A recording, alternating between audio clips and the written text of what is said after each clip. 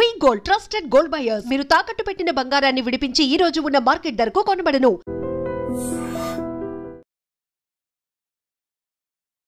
శబరిమలలో అసలు ఏం జరుగుతోంది? అనుకోకుండా 4.5 కేజీల బంగారం ఎలా మాయమైంది? నియమాల మాలతో సుగుణాల మెట్లపై నడిపించి కనిపించు అయ్యప్ప స్వామి.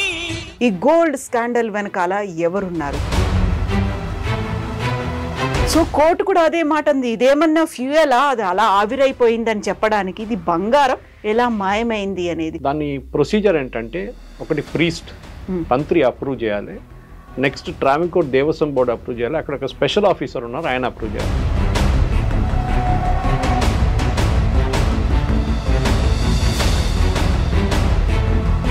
ఇప్పుడు ఓన్లీ ఉన్నికృష్ణన్ పొట్టి పేరు మాత్రమే వినిపించింది, ఆయన మాత్రమే ఎంక్వైరీ కాదు, ఇది నా వివరణ అడిగారు అందుకోసమే నేను వచ్చానని చెప్పినప్పుడు ఆ ఒక్క పర్సన్తోనే ఇన్నేళ్ల నుంచి ఇన్ని రకాల సిబిఐ ఎంక్వైరీ రాకపోతే జరగదు, బయటికి రాదు. ఎందుకంటే ఇంటర్ స్టేట్ రామిఫికేషన్స్ ఉంది దీంట్లో. అక్కడున్న దొంగల మీద ఇన్వెస్టిగేషన్ చేస్తున్నట్లు అయిపోతారు. బయట నుంచి ఒక ఇండిపెండెంట్ ఏజెన్సీ వచ్చి ఎంక్వైరీ చేస్తేనే ఇది ఉంటుంది.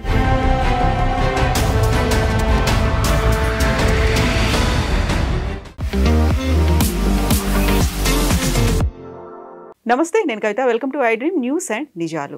శబరిమలలో అసలు ఏం జరుగుతోంది? అనుకోకుండా 4.5 కేజీల బంగారం ఎలా మాయమైంది? ఈ గోల్డ్ స్కాండల్ వెనకాల ఎవరున్నారు? ఇంతకుముందే ధర్మస్థల వివాదాన్ని చూసాము, ఇప్పుడు శబరిమల వివాదం. సరికొత్తగా ఇప్పుడు హిందూ సనాతన సంస్థలకి సంబంధించి ఒక పెద్ద ఎత్తున ఉద్యమంలా చేయబోతున్నారు. ఈ రోజు నుంచి అయ్యప్ప నామ జపాలు కూడా జరుగుతున్నాయి. దీని వెనకాల ఎవరున్నారు? గోల్డ్ స్కామ్ వెనకాల ఏం జరిగింది? మనతో పాటుగా ఉన్నారు సీనియర్ జర్నలిస్ట్ సురేష్ కొచతిల్ గారు. సార్ నమస్తే. సో కోర్టు కూడా అదే మాట ఉంది, ఇదేమన్నా ఫ్యూయలా, అది అలా ఆవిరైపోయిందని చెప్పడానికి. ఇది బంగారం ఎలా మాయమైంది అనేది. ఇంత బంగారం ఎలా మాయమైంది? చెప్తున్న లెక్కలేమో 4.5 కేజీలు కనపడకుండా పోయాయి, 2019లో మాయమయ్యాయి, బట్ అది 2025లో బయటపడింది. ఏం జరిగింది? ఇంత తేడా ఎందుకుంది అసలు? ఈ స్టోరీ స్టార్ట్ అయ్యేదంతా కేరళ హైకోర్టులో ఒక దేవస్వం బెంచ్ అని ఒక బెంచ్ ఉంది. కేరళలో జరిగే గుడిలో ఉన్న ఏ ప్రాబ్లం ఉన్నా ఆ బెంచ్ వింటారు. ఎప్పుడు 2 జడ్జ్ బెంచ్ ఉంటుంది. ఆ బెంచ్ ఒకసారి ఇప్పుడు మొన్ననే ఈ ద్వారపాలక దాని శిల్పం బయట ఉన్న కవరింగ్ని చెన్నైకి తీసుకెళ్లారు. దాని ప్రొసీజర్ ఏంటంటే, ఒకటి ప్రీస్ట్ మంత్రి అప్రూవ్ చేయాలి, next Travancore Devaswom board approve చేయాలి, అక్కడ ఒక స్పెషల్ ఆఫీసర్ ఉన్నారు ఆయన అప్రూవ్ చేయాలి.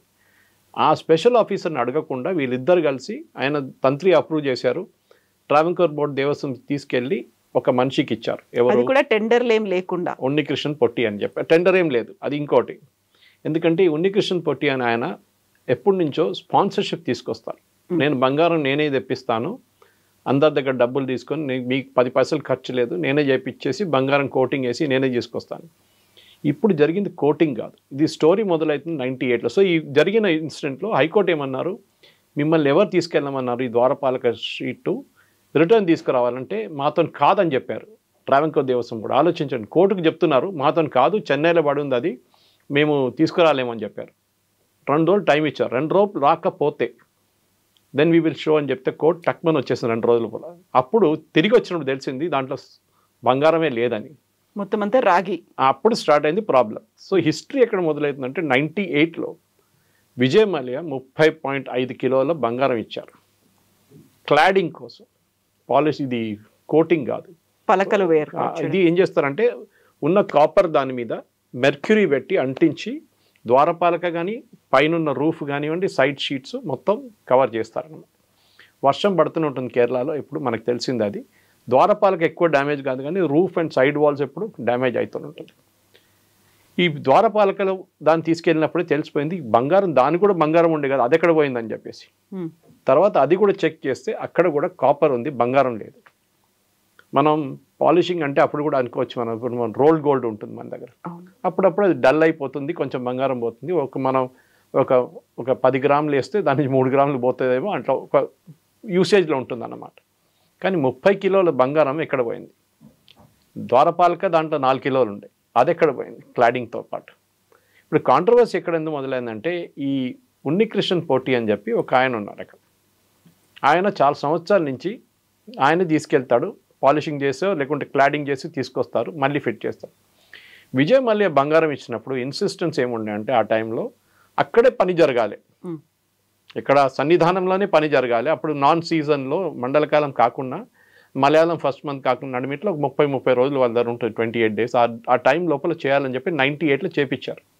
అప్పుడున్న రికార్డ్స్ ప్రకారం 30 కిలోలు బంగారం పెట్టి క్లాడింగ్ చేశారు.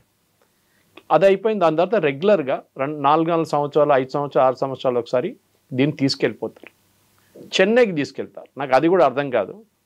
కేరళలో ఉన్న ఇంతమంది జ్యువెలర్స్ మనం చూస్తున్నాం కదా, జాయ్ అలుకాస్ కానీ, జోస్ అలుకాస్ కానీ, మలబార్ గోల్డ్ కానీ, కళ్యాణ్ జ్యువెల్, వీళ్ళందరూ ఉన్నప్పుడు చెన్నైకి తీసుకెళ్లాల్సిన పని ఏమొచ్చింది వీళ్ళకి? అక్కడే చేసుకోవచ్చు కదా. అది కూడా వారం 10 రోజుల తర్వాత రీచ్ అయిందంట అక్కడికి. అది ఇంత విలువ ఉన్నది 10 రోజుల తర్వాత ఎందుకు? దాన్ని ఎస్కాట్ పెట్టి కేరళ పోలీసుతో పంపిస్తే ఒక రోజులో చెన్నై చేరుకుంటుంది. అది ఎవరు తీసుకెళ్లారు? పోలీస్ ఎస్కాట్ ఉండేనా? ఏం తెలియదు. జరిగినంతా ఇది స్కామ్ ఎక్కడ మొదలవుతుందంటే, ఈ ట్రావెన్కోర్ దేవస్వం బోర్డు ఇప్పుడు కమ్యూనిస్ట్ వాళ్ళ కంట్రోల్లో ఉంది. మొన్న గ్లోబల్ అయ్యప్ప సంఘం చేపించారు 7 కోట్లు పెట్టి. అది పెద్ద కాంట్రవర్సీ ఇంకోటి. దాని తర్వాత మొదలైంది ఇదంతా. అది అయ్యప్ప శాపం అంటున్నారు వాళ్ళు, ఇదంతా జరిగిన దానికి. ఇప్పుడు వీళ్ళేమంటున్నారు, కాంగ్రెస్ హయాంలో ఉన్న ట్రావెన్కోర్ దేవస్వం బోర్డు చేపించారు ఈ స్కామ్ అంతా, మేమేం చేయలేదు అంటున్నారు వీరు. సరే, వాళ్ళు చేపిద్దాం అనుకున్నాం, వాళ్ళ టైంలో జరిగింది. మీరెందుకు ఇది ఎన్కవర్ చేయలేదు? మీరు వచ్చి 10 సంవత్సరాలు అయ్యాయి కదా, ఇప్పుడు 11 అవుతుంది, 10 ఎప్పుడు అయిపోతుంది. 10 సంవత్సరాల్లో మీరు ఎందుకు బయటకు తీసుకురాలేదు? అది కాపర్ ఉండే బంగారం కాదని చెప్పి. ఇది అక్కడున్న మన దగ్గర నుంచి లక్షల వెళ్తున్న అయ్యప్ప మాల వేసుకు వెళ్తున్న డివోటీస్ మీద జరిగే, ఏం చెప్పాలి, ఒక ఇన్సల్ట్ లాగా అనమాట కవిత గారు. ఎందుకంటే వాళ్ళు కష్టపడి అక్కడ వెళ్ళి హుండీలో డబ్బులు వేసి, అది కాకుండా మిగతా ప్రసాదం కొని ట్రావెన్కోర్ దేవస్వం బోర్డుకి వచ్చే డబ్బుల ఆదాయంతోనే ఇదంతా చేస్తారు. లాస్ట్ ఇయర్ కలెక్షన్ 430 కోట్లు. అది మండల దీక్షతో అది. ఎందుకంటే అది కాకుండా మలయాళం ఫస్ట్ మంత్లో ఒక 5 రోజులు తీస్తారు, అది ఎవ్రీ మలయాళం మంత్లో 12 times. ఈ దీంట్లో ఈ డబ్బులు ఎక్కడ పోయింది ఎవరికి తెలియదు. ఎందుకంటే వీళ్ళేమంటున్నారు, స్టేట్ గవర్నమెంట్ మేమే డబ్బులు ఇస్తున్నాం అయ్యప్ప స్వామికి అంటున్నారు. కాదు, 10 సంవత్సరాల నుంచి ఆడిటింగ్ జరగలేదు. లాస్ట్ ఆడిట్ జరిగింది 2014లో, ఇప్పుడు 2025లో ఉన్నాం, మన 11 సంవత్సరాలు అయింది, ఆడిట్ జరగట్లేదు. వీళ్ళకి ఒక ఇంటర్నల్ ఆడిట్ టీం ఒకటి ఉంటుంది. ఎప్పుడైనా ఏ దేవస్వం బోర్డు కానీ ఇంటర్నల్ ఆడిట్ టీం ఒకటి ఉంటుంది, మళ్ళీ ఎక్స్టర్నల్ ఆడిట్ టీం అంటే ఏజీ ఆఫీస్ నుంచి వచ్చి చేస్తారు వాళ్ళు. దాని తర్వాత ఏమైనా డిస్క్రిపెన్సీ ఉంటే అది సిఏజీ దగ్గరికి వెళ్తుంది. ఆడిట్ ఎందుకు చేయట్లేదు? అది ఫస్ట్ ప్రశ్న. ఎందుకంటే ఇదంతా బయటపడుతుంది కదా దాంట్లోనే. ఆడిట్ వచ్చినప్పుడు వాళ్ళు చెక్ చేస్తారు, క్లాడింగ్ ఉందా లేదా, లేకుంటే ఎక్స్పర్ట్ని పిలిపించి చెప్పమా బంగారమా కాదా అని చెప్పేసి. సో దానికోసం ఆడిట్ ఆపెట్టారు.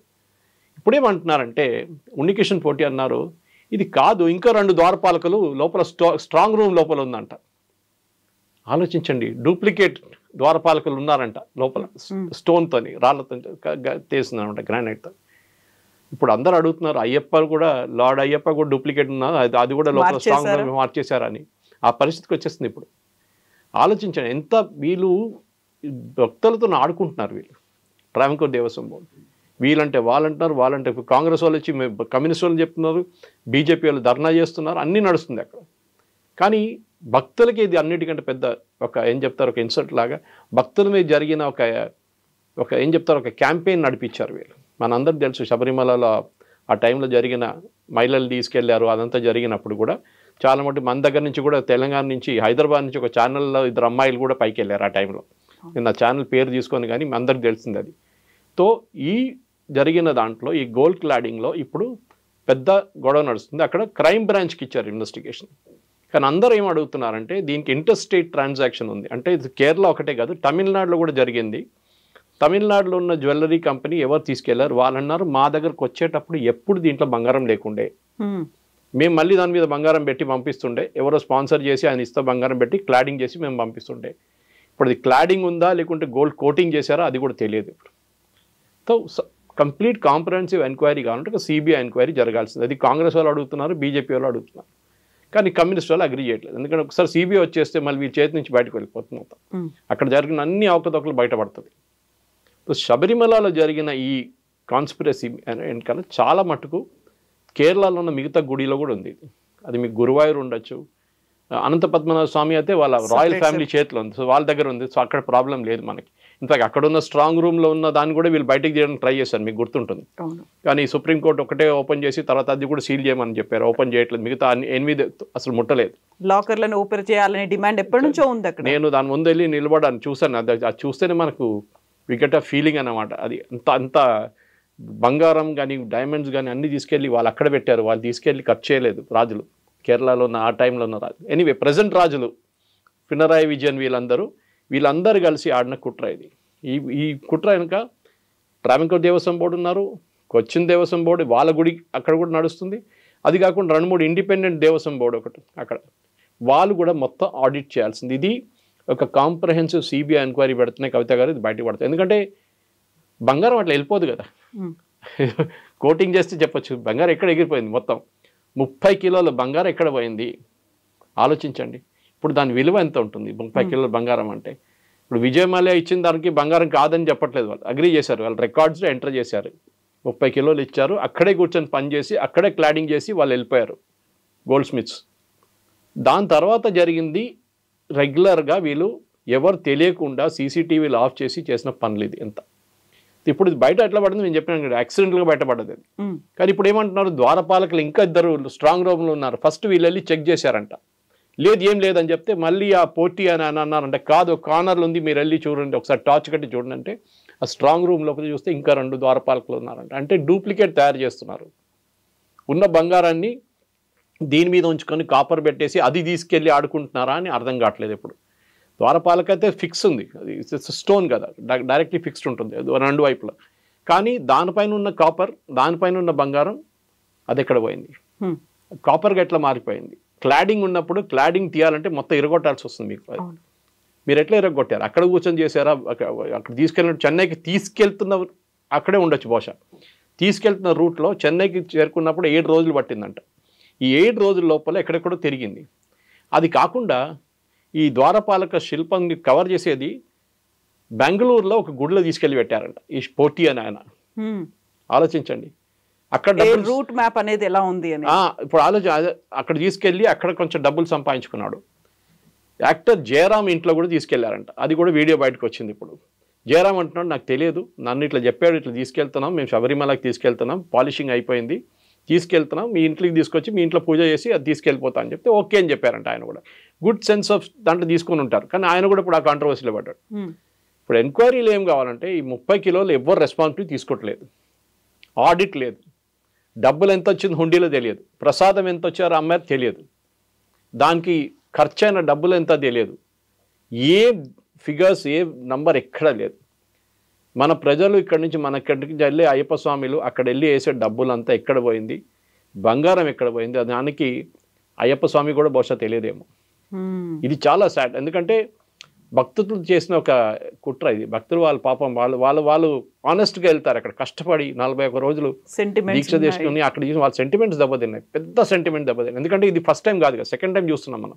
ఒకటైతే మహిళలు తీసుకెళ్ళినప్పుడు సెంటిమెంట్ చాలా దెబ్బతిన్నాయి. దాని తర్వాత యాంటీ హుండీ క్యాంపెయిన్ ఒకటి ఉండే కేరళలో, అది చాలా బాగా పనిచేస్తుంది. అంటే వాళ్ళు ఏమన్నారు, అక్కడ సంరక్షణ సమితి వాళ్ళు, ఏ గుడిలో మీరు హుండీలో డబ్బులు వేయకండి, చిట్టు పేపర్ వేయండి, దాని లోపల మేము డబ్బులు ఇవ్వము అని చెప్పి, లేకుంటే భగవంత్ పేరు రాసేసి హుండీలు వేయండి అని చెప్పారు. కేరళ గవర్నమెంట్కి 6 నెలలు డబ్బులు రాలేదు అసలు గుడి నుంచి. ఎందుకంటే హుండీ కదా వాళ్ళు మెయిన్ కరెక్షన్, హుండీ డబ్బులు ఫస్ట్ తీసుకెళ్ళిపోతారు వాళ్ళు. ఇంకేమంటారు, దాని నుంచి మేము జీతం ఇస్తా అంటారు. సరే మీరు జీతం ఇవ్వండి. ఇప్పుడు మన చిలుకూరు బాలాజీలో డాక్టర్ రంగరాజన్ గారు ఫైట్ చేసిన కేసు అదే మెయిన్గా. నేను హుండీ పెట్టలేదు, ఒకరోజు ఎండోమెంట్స్ వాళ్ళు వచ్చి నేను టేక్ ఓవర్ చేస్తా అంటే చిలుకూరు బాలాజీ అని చెప్పారు, నా దగ్గర హుండీ లేదంటే వాళ్ళు వెళ్ళిపోయారంట. ఆలోచించండి, వాళ్ళకి హుండీ కావాలి వాళ్ళకి. ఇక్కడ అయ్యప్ప గుడిలో కూడా అదే జరిగింది, బొలారంలో టేక్ ఓవర్ చేసుకున్నాడు ఎండోమెంట్స్ వాళ్ళు. ఒక 10 సంవత్సరాల ముందు వచ్చి ఫస్ట్ హుండీలో డబ్బులు కొట్టేశారు వాళ్ళు. 30% ఆడిట్ ఫీజు అంటారు. ఏం ఆడిట్ చేస్తారండి మీరు? ఆడిట్ ఫీజుకి 30% ఎందుకు హుండీ కలెక్షన్ నుంచి? మీరు ఆడిట్ చేయండి, మీ దగ్గర ఆడిట్ డిపార్ట్మెంట్ ఉంది కదా, మీరు జీతం ఇచ్చి పెట్టుకున్నారు కదా వాళ్ళని. సో శబరిమలలో ఈ జరిగిన ఒక కంప్లీట్గా ఇప్పుడు కూడా క్లారిటీ లేదు. కేరళలో ప్రతి మీడియా ఛానల్లో ఇదే డిబేట్ నడుస్తుంది. వీళ్ళు వాళ్ళ మీద ఆరోపణలు చేస్తున్నారు, వీళ్ళ మీద ఆరోపణ చేస్తున్నారు. నడిమిట్లో పోటీ అనే క్యారెక్టర్ ఉన్నారు, ఉన్నికిషన్ పోటీ అని. ఆయన అంటున్నారు, నాకు తెలియదు, నాకు ఇచ్చింది బంగారం కాదు, నాకు ఇచ్చింది కాపరు, నేను తీసుకెళ్ళి దాన్ని ప్లేట్ చేసి నేను తీసుకొస్తాను. దీని నడిమిట్లో ఈయన ఒక 40 కోట్లు దాకా ఆస్తులు కొన్నారంటున్నారు, బిల్డింగ్లు, ల్యాండ్ అంతా కేరళలో. ఎక్కడి నుంచి వచ్చింది 40 కోట్లు? అదొక స్టోరీ. ఇంకోటి, సో దీన్ని మొత్తం బయటికి తీసుకురావాలంటే కాన్స్పిరసీని ఒకటి బహుశా రికార్డ్స్ అని డిస్ట్రాయ్ చేసేస్తుంటారు. ఇప్పుడు దాకా రిజిస్టర్లు ఏం కనిపించదు అంటారు ఇప్పుడు కావాలంటే. అక్కడున్న విజిలెన్స్ కమిషనర్ దగ్గర కేరళ హైకోర్టు ఆర్డర్ చేసిన తర్వాత ఇదంతా బయటకు వచ్చింది. ఆ ద్వారపాలకం తీసుకెళ్ళిన దాంట్లో తీసుకొచ్చిన వెయిట్ ఏంటంటే మైనస్ చేస్తే 4 కిలోలు కనిపించట్లేదు. అదే మీరు చెప్పిన 4 కిలోలు బంగారం తీసుకెళ్ళింది 30, తిరిగి వచ్చింది 24. సో 6 కిలోల నుంచి 8 కిలోల దాకా కనిపించట్లేదని చెప్పి విజిలెన్స్ ఆఫీసర్ ఇచ్చిన రిపోర్ట్ తర్వాతనే ఇదంతా బయటపడ్డది. ద్వారపాలక బంగారమే పోయిందంటే మళ్ళీ మిగతా బంగారం ఎక్కడని చూస్తే అక్కడ కూడా బంగారం లేదు. సో 30 కిలోలు మొత్తం పోయింది. విజయమాల ఇచ్చిన బంగారం మొత్తం కొట్టేశారు. అది ఎవరు కొట్టారో ఏం చేశారో డెఫినెట్గా వాళ్ళ మీద చర్యలు ఉండాలి, ఎంక్వైరీ జరగాలి. And with in a short time ఒక ప్రాసిక్యూషన్ పెట్టేసి స్పెషల్ జడ్జిని పెట్టేసి ఈ కేసుని ట్రై చేయాల్సిందే. ఎవరైనా కానీ కమ్యూనిస్ట్ వాళ్ళు ఉన్నదాకా, ఈ పినారయ విజయన్ ఉన్న గవర్నమెంట్ ఉన్నదాకా ఇది బయటికి రాదు. వాళ్ళు ఎట్లయినా దీన్ని అడ్డుకుంటారు. దాన్ని బయటికి రావాలంటే కోర్టు మళ్ళీ ఇంటర్ఫియర్ చేయాలి. కోర్టులో కేసు నడుస్తుంది already. Kerala high court division benches వాళ్ళు ఆల్మోస్ట్ ఎవ్రీ డే బేసిస్లో ఈ కేసు వింటూనే ఉంటారు. వాళ్ళు ఏదో ఉంటుంది అక్కడ, ఏదో అక్కడ నడుస్తూనే ఉంటుంది. వాళ్ళ ప్రాబ్లం కంటిన్యూస్గా కేరళ హైకోర్టుకి వస్తూనే ఉంటుంది. బహుశా నెక్స్ట్ వీక్ దాకా దీని డీటెయిల్స్ బయటకు వస్తుంది. కవిత, సో ఇప్పుడు ఓన్లీ ఉన్నికృష్ణన్ పొట్టి పేరు మాత్రమే వినిపించింది, ఆయన మాత్రమే ఎంక్వైరీ కాదు ఇది, నా వివరణ అడిగారు అందుకోసమే నేను వచ్చానని చెప్పినప్పుడు ఆ ఒక్క పర్సన్తోనే ఇన్నేళ్ల నుంచి ఇన్ని రకాల స్కామ్స్ అనేవి జరిగి ఉండకపోయి ఉండొచ్చు. బోల్డ్ అంత ఒక నెట్వర్క్ ఉంటుంది, ఒక స్కాండల్, ఒక టీం అనేది కూడా ఉంటుంది. ఇవన్నీ ఇన్నేళ్ల నుంచి అవుతున్నాయంటే చాలా చిన్న విషయం కాదు, అది చాలా సీరియస్ కన్సర్న్ చూపించాల్సినటువంటి విషయం. మీరు చెప్పినట్టుగా కోట్ల మంది భక్తుల మనోభావాలు, అక్కడ సెంటిమెంట్స్ అనేవి ఉన్నాయి అనుకున్నప్పుడు బయటకు వస్తుందంటారా సిబిఐ ఎంక్వైరీ జరగకపోతే? సిబిఐ ఎంక్వైరీ రాకపోతే జరగదు, బయటికి రాదు. ఎందుకంటే ఇంటర్ స్టేట్ రామిఫికేషన్స్ ఉంది దీంట్లో. అక్కడున్న దొంగల మీద ఇన్వెస్టిగేషన్ చేస్తున్నట్లు అయిపోతారు. సో బయట నుంచి ఒక ఇండిపెండెంట్ ఏజెన్సీ వచ్చి ఎంక్వైరీ చేస్తేనే ఇది ఉంటుంది. సో ఒక నార్మల్ దాంట్లో కవిత గారు మీరు ఒక చాలా ఇంపార్టెంట్ క్వశ్చన్ అడిగారు, టెండర్ ఎందుకు విలువ లేదు అడిగారు. కరెక్ట్. ఈయన వచ్చి ఆఫర్ చేస్తున్నాడు, నేను బంగారం కొట్టేసి నేను తీసుకొస్తా అంటున్నారు. మీరు 2-3 ఇంకా అడిగారా? ఇంకా 2-3 కూడా ఈయన ఎన్ని కిలోలు పెడతావు బాబు? 4 కిలోలు. ఇంకెవరైనా నేను 8 కిలోలు ఇస్తానంటే మీరు వాళ్ళ దగ్గర తీసుకోవాలి కదా. అది ఎవరు చెక్ చేస్తున్నారు దాని క్వాలిటీ? 8 కిలోలు అంటే క్లాడింగ్ చేశారా, పాలిషింగ్ చేశారా, పెయింటింగ్ చేశారా, ఏం చేశారు ఎవరు తెలియదు. ఎవరు చెక్ చేస్తున్నారు? ఎవరు చెక్ చేయట్లేదు. అంటే మొత్తం ఒక మాఫియా పనిచేస్తుంది అక్కడ. ఈ దేవస్వం బోర్డు మాఫియా ఒకటి పనిచేస్తుంది. వాళ్ళు భక్తుల మనోభావంతో ఆడుకుంటున్నారు. ఈ జరిగిన ఒకతొకల Unnikrishnan Potti is only one sample of it. ఆయన వెనక పెద్దగా గ్యాంగ్ ఉంది. ఆయన ఎట్లా అప్పగించారు? మీరు ఇన్ని సంవత్సరాల నుంచి ఆయనకే ఆ కాంట్రాక్ట్ ఎట్టిస్తున్నారు, ఇంకా ఎవరు దొరకలేదా మీకు? ఆయన స్పాన్సర్షిప్ తీసుకొస్తా అంటారు. సరే మీరు అగ్రీ చేస్తారా స్పాన్సర్షిప్ తీసుకొస్తారంటే? మీరు డైరెక్ట్ టెంపుల్ చేసుకోవచ్చు కదా, గుడి వాళ్ళు చేసుకోవచ్చు కదా, వాళ్ళే అడగవచ్చు. డొనేషన్ అడిగితే కిలోలు తీసుకొచ్చి పడేస్తారు బంగారం కావాలంటే. వాళ్ళ దగ్గర ఆల్రెడీ ఉంటుంది బంగారం అంత మటుకు. కానీ అది కాకుండా మీరు బయటకు పంపించి పాలిషింగ్ చేయించి మళ్ళీ తెప్పించి మళ్ళీ ఫిట్ చేసి మళ్ళీ 4 సంవత్సరాల తర్వాత మళ్ళీ తీసుకెళ్ళి మళ్ళీ ఫిట్. లాస్ట్ ఇప్పుడు చూస్తే ఏం లేదు, బంగారమే లేదు, కాపర్ ఉందంట మొత్తం. సో ఎక్కడ పోయింది బంగారం? ఎందుకంటే ఇది ఏదో చిన్న క్వాంటిటీ కాదు, ఏదో ఒక 100 గ్రాములు 200 గ్రాములు కాదు, 30 కిలోల బంగారం ఎక్కడ పోయింది, షీట్లు ఎక్కడ పోయినాయి. అండ్ కోర్టు అడిగినట్టుగా ఇదేం ఆవిరైపోయేది కాదు కదా, ఎండవేడికి కరిగిపోయింది అనేది కూడా కాదు కదా అక్కడ. అదే కదా ఇప్పుడు మీరు చెప్పొచ్చు, మనం అట్లా వేసుకున్న రోల్ గోల్డ్ కట్ చెప్పొచ్చు, ఆ ఎక్స్క్యూజ్ చెప్పొచ్చు. అప్పుడప్పుడు స్నానం చేసుకుంటా కొంచెం అక్కడెక్కడ ఇది అయిపోయింది, సోప్తో కొంచెం కెమికల్ మిక్స్ అయిందని. ఇది అదేం కాదు, వర్షం పడుతుంది కరెక్ట్, కానీ ద్వారపాలక దగ్గర పోయింది. ద్వారపాలక కవర్డ్ స్ట్రక్చర్, అక్కడ వర్షం పడదు కదా, దాని మీద ఏం చేయరు కదా. అప్పుడు ఎక్కడ పోయింది ద్వారపాలక? అది తీసుకెళ్ళినప్పుడు మీరు ఎందుకు ఇన్ఫార్మ్ చేయలేదు? అక్కడ విజిలెన్స్ ఆఫీసర్కి ఎందుకు ఇన్ఫార్మ్ చేయలేదు? మీరు స్పెషల్ ఆఫీసర్ని ఎందుకు ఇన్ఫార్మ్ చేయలేదు? దేవస్వం బోర్డు వీళ్ళిద్దరు తెలియకుండా తీసుకెళ్ళిపోయారు బయటికి. ఇదంతా సీక్రెట్ చేస్తారు. ఇది చిన్న ఎగ్జాంపుల్, ఎందుకంటే ఇదంతా నేను చెప్పాను చూడండి కవిత స్టార్టింగ్లోనే, ఇదంతా ఈ ద్వారపాలక కేసుతో బయటకు వచ్చింది.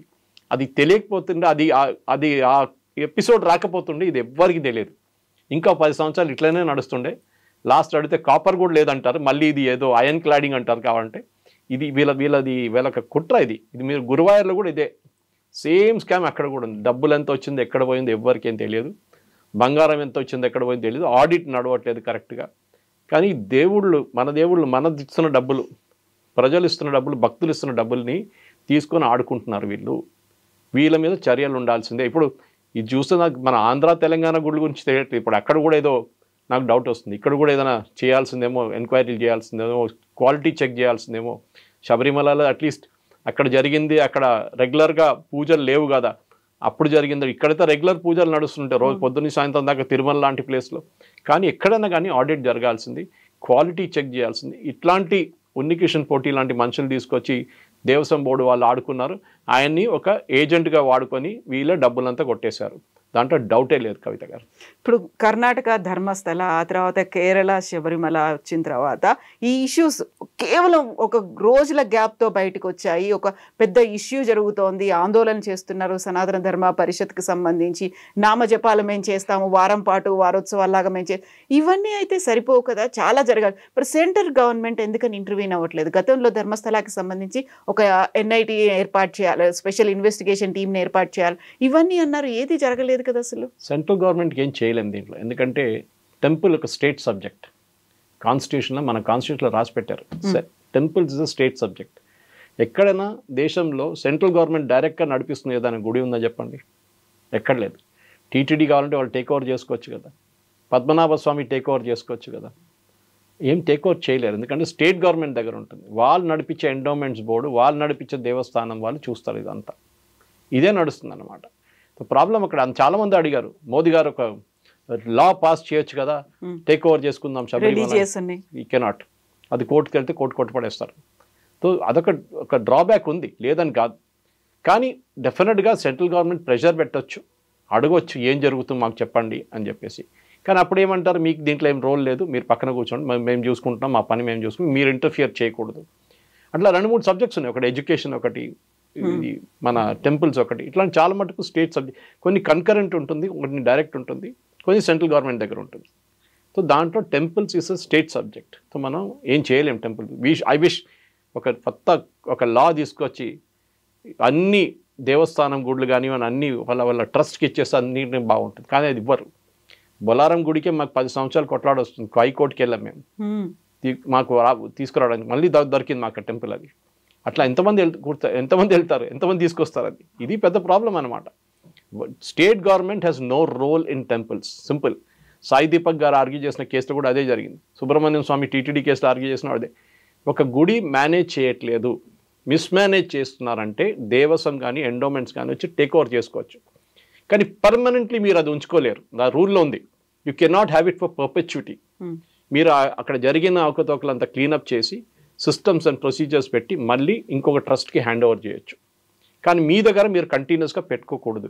ఇది భక్తులు రియలైజ్ చేయాలి. మన దగ్గర ఉన్న ఒక్క ఎండోమెంట్స్ గుడి ఇక్కడ తెలంగాణలో చూడండి, మనం ప్రశ్నించాల్సిందే. ట్రస్ట్ వాళ్ళు నడిపించారు, ఎండోమెంట్స్కి దీంట్లో రోలే లేదు. ఎండోమెంట్స్ నుంచి అక్కడి నుంచి బయటపడేయాలి. ఎండోమెంట్స్ భక్తుల డబ్బులతో ఆడుకుంటున్నారు. వాళ్ళు కావాలని తమిళనాడు చూడండి, ఇప్పుడు అక్కడ కూడా స్పెషల్. అక్కడ హైకోర్టు అక్కడ దీనికన్నా ఎక్కువ ప్రాబ్లం హైకోర్టుకి. అక్కడ మొన్న ఒక కళ్యాణ మండపం కడతా అని చెప్పి డబ్బులు గుడి నుంచి తీసుకెళ్తున్నారు. గుడిలో ఉన్న డబ్బులు తీసుకెళ్ళి, భక్తులు ఇచ్చిన డబ్బులు తీసుకెళ్ళి కళ్యాణ మండపం కడతారంట. హైకోర్టు ఆపడేస్తారు, కాదు యూ కెనాట్ డూ ఇట్ అని చెప్పారు. అట్లనే మన దగ్గర కవిత గారు మీకు తెలిసి ఉంటుంది, లక్షల ఏకర్లు భూములు ఉండే గుడి దగ్గర. చాలా గుళ్ళు, పెద్ద పెద్ద గుళ్ళు. ఎక్కడ పోయింది అదంతా అండి? ఇప్పుడు ఎంత మిగిలింది గుళ్ళు? మా ఇంటి దగ్గర కూడల్మాణిక్యం క్షేత్రం ఒకటి ఉంది కేరళలో. 75,000 హెక్టర్ ల్యాండ్ ఉండే, ఇప్పుడు 100 ఏకర్లు కూడా లేవు, మొత్తం కొట్టేశారు. అప్పుడు రాజులు ఇచ్చిన ల్యాండ్ అదంతా. ఈ 1947 తర్వాతనే జరిగింది ఇదంతా. దానికన్నా ముందు కూడా ఉండే అనుకోండి, కానీ ఈ ఫ్రాడ్ అంతా జరిగింది. భూములు కొట్టేశారు, భూములు డొనేట్ చేసేసారు, భూములు లీజ్లు ఇచ్చేసారు. ఎవ్రీ బిట్ ఆఫ్ దేవుడి ప్రాపర్టీ దేవుడికే రావాలి రిటర్న్. ఎందుకంటే ఆ ఆదాయం మీదే ఈ గుడి అంతా నడుస్తుండే. బయట నుంచి 10 పైసలు తీసుకోకుండా, ఈవెన్ హుండీ నుంచి 10 పైసలు తీసుకోకుండా గుడి నడిపించాలంటే గుడికి వచ్చే ఆదాయం ఇట్లాంటి పొలాల నుంచి కానీ మిగతా ల్యాండ్ నుంచి వాళ్ళు నడిపించుకుంటుండే. అదంతా కొట్టేసిన తర్వాత ఏం మిగులుతుందండి? పూజారికి ఏమొస్తుందండి? సరే పెద్ద పెద్ద గుళ్ళు పూజారికి కొంచెం డబ్బులైనా వస్తుంది. చిన్న గుళ్ళు ఉంటుంది ఊర్లలో, 50 రూపాయలు కూడా రాదు వాళ్ళకి. ఆ గుళ్ళు ఎవరు చూసుకుంటారండి? సరే టీటీడీ వాళ్ళు అంటున్నారు మేము చూసుకుంటున్నాము కొన్ని గుళ్ళు. సరే కరెక్ట్, మీరు అన్ని చిన్న చిన్న గుళ్ళు కూడా చూసుకుంటారు. అక్కడ ఒక్క ఎండోమెంట్స్ వాడు వెళ్ళాడు. డబ్బులు లేని గుళ్ళు ఎండోమెంట్స్ వాళ్ళు వెళ్ళారు. ఎందుకంటే వాళ్ళకి తెలుసు అక్కడ వెళ్ళి ప్రాబ్లం ఏం లేదు అక్కడ తీసుకోవడానికి అని చెప్పి. సో శబరిమలలో జరిగిన ఈ ఇన్సిడెంట్ కూడా డెఫినెట్గా మీరు చెప్పినట్టు ధర్మస్థల ఒక హిందూ ఆచారాల మీద జరిగే ఇది ఒక చిన్న ఎగ్జాంపులే. తమిళనాడు నుంచి ఆల్మోస్ట్ 4,000 ఐడల్స్ కొట్టేశారని చెప్తున్నారు. అంటే విగ్రహాలు, దాంట్లో కౌంట్ లేదు. పొన్మాణిక్యవేలు ఉన్నప్పుడు ఆయన కొన్ని ఇన్వెస్టిగేషన్ చేసిన తర్వాత కొన్ని దొరికింది బాబు. మోదీ గారు వచ్చిన తర్వాత 365 అనుకుంటా 368 మూర్తిలు తీసుకొచ్చారు బయట నుంచి. అది కోపెన్హేగన్లో మ్యూజియంస్లో అక్కడ ఇక్కడ పెట్టి, స్మిథ్సోనియన్ మ్యూజియం న్యూయార్క్లో, ఆస్ట్రేలియాలో, జర్మనీలో అక్కడ తీసుకొచ్చి ఏం చేశారు? ASIలో పెట్టేశారు. ఒక అల్మారాలో. ఈవెన్ మన అమరావతిది ఒక ఇది మార్బుల్ స్కల్ప్చర్ ఒకటి ఉంది, ఏది మన బుద్ధిస్తుంది, అది కూడా పడింది అక్కడ. చంద్రబాబు నాయుడు గారు తీసుకురావాల్సింది, I think is trying to get it back అని చెప్పారు ఎవరో. అది ఏసీలో పడింది. ఏసీలో ఏం చేస్తుందండి అది? It should come back. ఎక్కడి నుంచి దొంగతనం చేశారో అక్కడికే రావాలి అది మళ్ళీ రిటర్న్. ఎందుకంటే ఇంగ్లీష్లో ఒక saying, the village which has lost its god has lost its soul అని చెప్తారు. ఆ దేవుని తీసుకురావాల్సి, దేవుని తీసుకొచ్చి అక్కడ మళ్ళీ ప్రతిష్ఠించాలి. అది తమిళనాడులో జరిగిన అన్నిటికంటే పెద్ద దొంగతనం అక్కడ. ఎందుకంటే మ్యాక్సిమం నెంబర్ ఆఫ్ టెంపుల్ తమిళనాడులోనే ఉంది. దొంగతనం చేసేటోడికి 500 రూపాయలు కూడా రాదు, అది చేయి మారినప్పుడు 5 లక్షలు అవుతాయి, దానితో 5 మిలియన్ అయిపోతుంది. ఇది బయటికి తీసుకెళ్ళాలి. చాలా బ్రిటిష్ టైంలో కూడా పోయింది చాలా మటుకు బయట. పాండిచేరిలో ఒక ఇన్స్టిట్యూట్ ఉంది, run by the Alliance France, మన వీళ్ళ ఫ్రెంచ్ ఎంబసీది ఒకటి కన్సిడర్ది. నేను వెళ్ళాను అక్కడ ఒక 2 years బిఫోర్. వాళ్ళు ఒక పక్కన చుట్టుపక్కల 200 కిలోమీటర్లు ఉన్న గుడిది ఫోటోలు తీసుకున్నారు. ఇప్పుడు కాదు, 70s నుంచి మూర్తిలు. ఇక్కడ కూడా చిలుకూరు బాలాజీ, డాక్టర్ రంగరాజన్ చెప్పారు, అది ఇండియా ప్రైడ్ ప్రాజెక్ట్ ఉంది. ఈ గుడి నుంచి కొట్టేస్తుంది. చిలుకూరు బాలాజీది మన ఏం చెప్తారు, అది మూర్తి ఉంటుంది కదా, ఉత్సవ మూర్తి, అది కొట్టేశారండి. ఎప్పుడో పోయింది అది. ఆయన పాప ఏడుస్తారు ఇప్పుడు కూడా దాని గురించి మాట్లాడుతున్నాడు. కన్నీ నీరు వస్తుంది ఆయనకి. అది అట్లా ఉంటుంది మన దగ్గర. అన్ని ఏం చెప్తారు, దొంగలు ఉన్నారు మన దగ్గర. ఎండోమెంట్స్ వాళ్ళ దొంగలు, బయట నుంచి వచ్చే దొంగలు, వీళ్ళందరూ కలిసి గుడి మొత్తం మన రిలీజియస్ సిస్టమ్నే కొట్టేశారు వీళ్ళు. ఇదంతా మార్చాలంటే మళ్ళీ ఎవరు భక్తులు ఉన్నారో వారికే గుడి అప్పగించాల్సింది. They should be given back to them only. Yes, sir. Thank you so much, sir. Thank you. And for more videos, Please subscribe to iDream. Please subscribe to iDream. Please subscribe iDream. And please subscribe to iDream. For more videos, subscribe to iDream. please like, share and subscribe to the channel. Congratulations, iDream. Subscribe to iDream. Subscribe to iDream. So subscribe to iDream Media. iDream ki iDream team andarki huge congratulations. Please subscribe iDream Media. Please subscribe to iDream. Subscribe iDream. Please subscribe to iDream. iDream అంటే నా కళల ఛానల్ను subscribe చేసుకున్న నోరు తిరుగుతలేదు, మీరైతే గంట గుర్తు కొట్టండి. For more such videos, please subscribe to iDream. Subscribe to iDream. Please subscribe to iDream. Please subscribe iDream Media. Please do subscribe to iDream. Please subscribe to iDream Media. For best entertainment and information, please subscribe iDream. And don't forget to subscribe to iDream.